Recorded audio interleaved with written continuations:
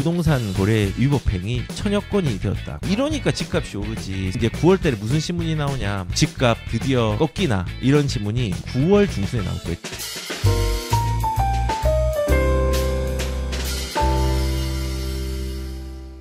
서울시 부동산 거래 위법행위 1년간 천여 건이 되었다. 과태료 40억 때린다. 이거 보면은 야, 그래, 부동산에서 집 띄우게 하고 집 올리게 하고 거짓 거래하고, 그래서 지금 서울시에서 잡아냈네. 이러니까 집값이 오르지. 서울시가 이러니까 오를 수밖에 없어 라고 부정적인 시그널로 해석하는 사람들이 되게 많이 나올 겁니다. 왜냐하면 이 반대급부는 언제나 존재하니까는. 그런데 여기 보면은 지난 1년간 서울시에서 2023년 7월부터 2024년 6월까지 부동산에 거래 중 거짓은 잘못된 거죠. 이건 하면 안 되는 겁니다. 다운 계약을 쓴다든지 업 계약을 쓴다든지 이런 거요. 그리고 지연 신고 등 위법 행위 등을 1000건 이상 적발해서 부과를 했다. 오, 1000건이면 그래, 이 1000건이 집값을 끌어올렸지. 집값을 일부러 이렇게 올렸구나. 그래, 지금 시장이 이상한 거야. 너희들 때문에 이 투기가 일어난 거야. 이 투기자들 다 잡아내서 처벌을 하라. 이제 이 얘기들이 계속 나올 거예요. 부정론자들이 선택할 수밖에 없는 신문인데, 여기 보면은 미신고 자료가 건수가 154건, 그 다음에 거짓 신고가 53건이에요. 그리고 지연 신고, 이거는 저는 뭐 의도를 가진 사람도 있겠지만 대부분이 실수가 많았다고 저는 생각을 합니다. 지연 신고, 이거는 가격으로 올리는 부분이 아니라 뭐 좀 놓친 부분이 많은데 이게 800건이 된다는 거예요. 나머지는 미신고, 자료 미제출, 거짓 제출 포함입니다. 요게 145건. 그 중에서 거짓 신고 53건이에요. 근데 이 53건이 시장을 교란시킬까요? 이 미신고 미자료 145건이 시장을 교란시킬까요? 저는 그렇게 생각하지 않습니다. 145건이 어떤 정도에 해당되고 53건이 어떤 정도냐면요. 제가 오늘 그 2023년도 6월부터 이 거래한 기간이 언제죠? 7월부터 2024년 6월까지 서울시 전체 거래량을 뽑아왔어요. 뽑아보니까는 몇 건이 나왔느냐? 44,334건이 나왔습니다. 44,000건 이상이 나온 거예요. 그런데 거기에서 지연 신고가 819건이잖아요. 지연 신고는 뭐 어쩔 수 없다 치는데 이게 1.8%예요. 44,300건에 1.8%고요. 미신고나 이런 게 0.3%예요. 그리고 거짓 신고는요, 53이죠. 이 53건은요 0.1%에 해당돼요. 진짜 미미한 거거든요. 근데 이게, 이 거짓 신고가 과연 시장을 교란시키고 투기 세력들을 유입했다고 할 수 있을까요? 근데 이 거짓 신고는 잡아내는 건 맞습니다. 여기 보면은 탈루에 대한 부분도 얘기를 했는데 이런 게 있습니다. 탈루에 대한 거는 뭐 이런 건 잡아내야죠.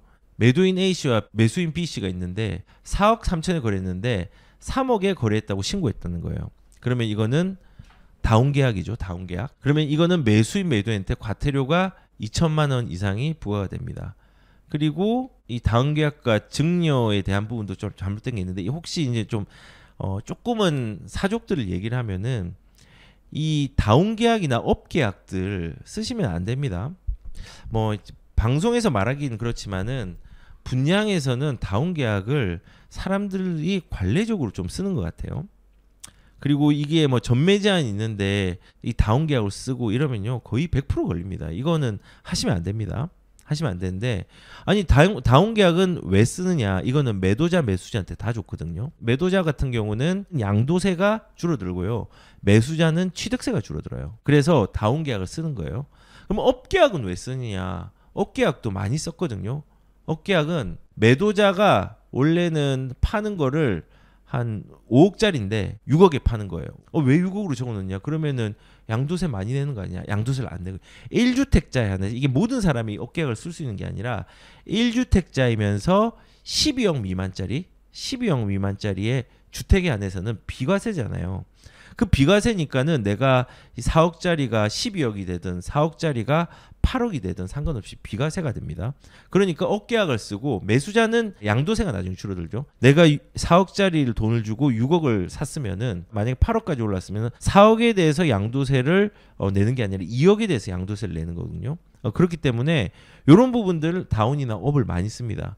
그리고 거짓 신고라든지 요런 좀 불법적인 증여라든지 거래들은요 없애는 게 맞고 하면 안 됩니다. 그런데 여기 이제 신문에 보시면은 불법 거래가 1년간 천여 건이고 과태료가 40억 때린다 해가지고 요런 것들을 부정론자들은 이런 신문을 선택해서 부정적으로 해석을 한다고 생각합니다.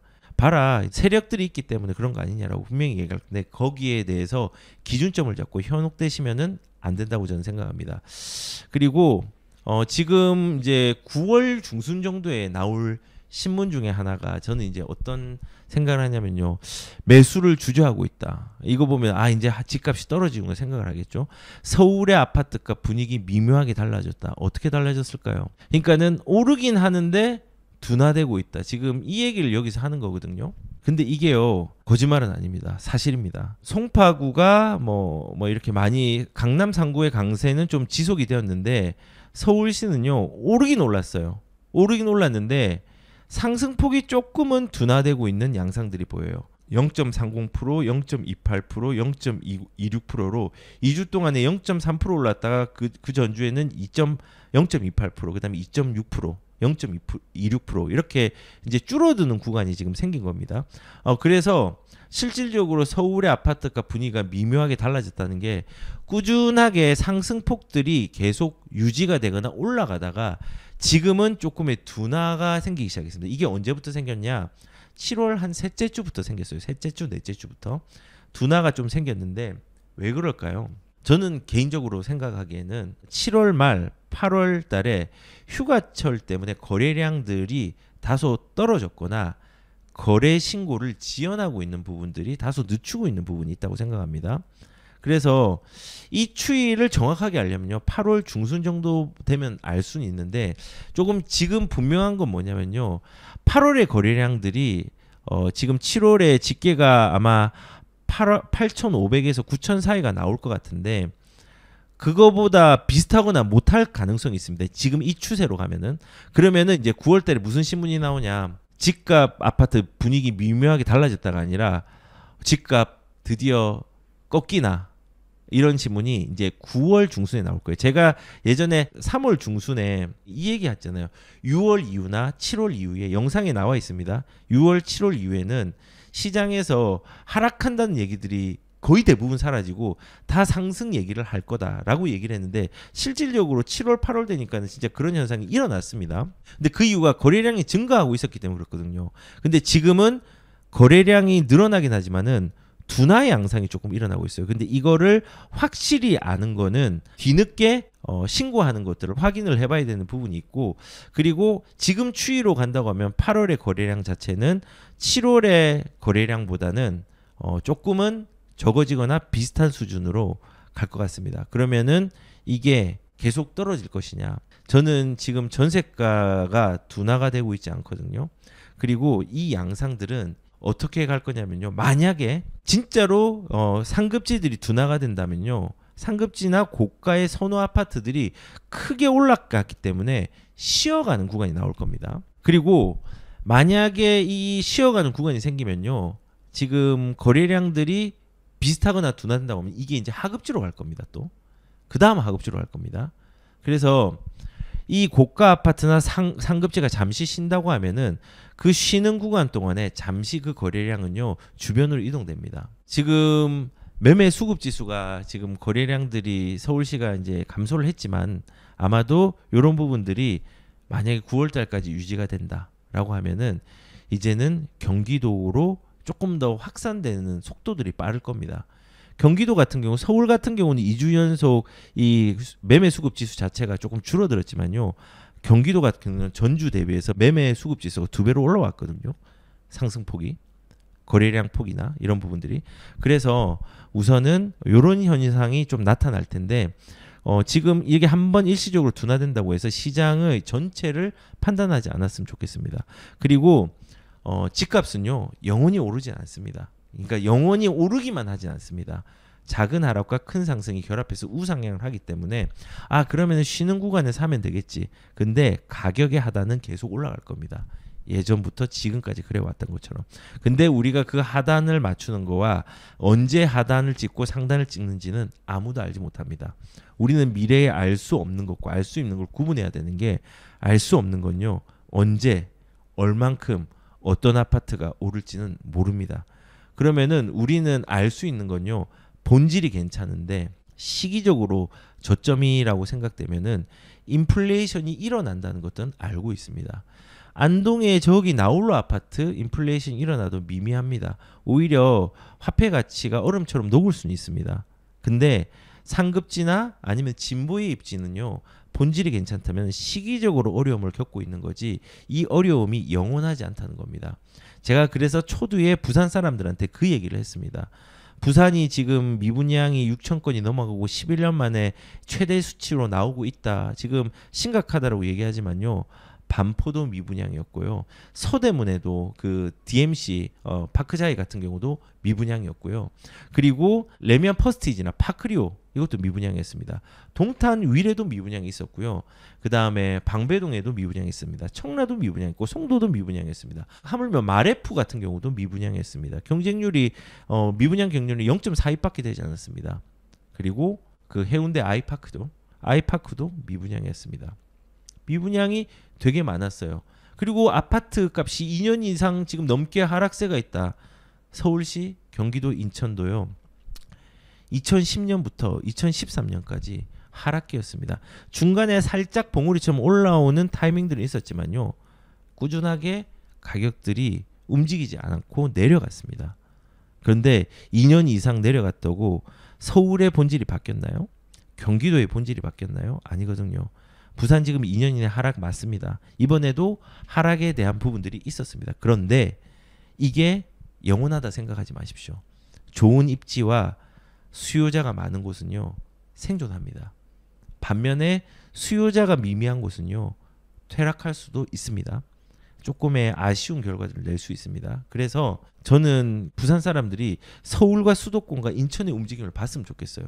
대구 사람들이, 대전 사람들이 서울 수도권의 움직임들을 봤으면 좋겠어요. 이 움직임이 그냥 이 수도권의 잔치가 아니라 광역지자체도 내려가거든요.